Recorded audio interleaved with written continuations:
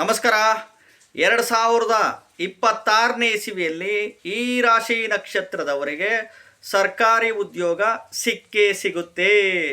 State government ಜಾಬನ್ನಾಗಿರಲಿ, central government ಜಾಬನ್ನಾಗಿರಲಿ, semi government ಜಾಬನ್ನಾಗಿರಲಿ, ಕಾಂಟ್ರಾಕ್ಟ್ ಬೇಸಿಸ್ನಲ್ಲಾಗಿರಲಿ, ಏಡೆಡ್ ಇನ್ಸ್ಟಿಟ್ಯೂಷನ್ ಸ್ಕೂಲು ಕಾಲೇಜುಗಳನ್ನ ಆಗಿರಲಿ, ಖಂಡಿತವಾಗ್ಲೂ ಸಿಕ್ಕೇ ಸಿಗುತ್ತೆ. ಹೊಸದಾಗಿ ವಿಡಿಯೋವನ್ನು ನೋಡ್ತಾ ಇದ್ದವರು, ಮೊದಲನೇ ಬಾರಿ ವಿಡಿಯೋವನ್ನು ನೋಡ್ತಾ ಇದ್ದವರು ಚಾನಲ್ ಸಬ್ಸ್ಕ್ರೈಬ್ ಮಾಡ್ಕೊಳ್ಳಿ.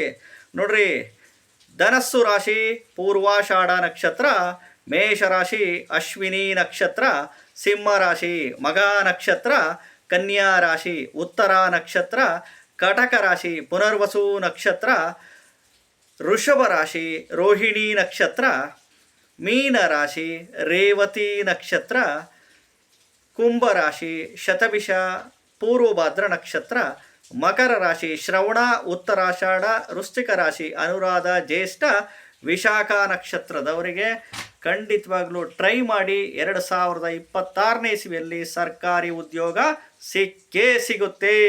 ನಮಸ್ಕಾರ.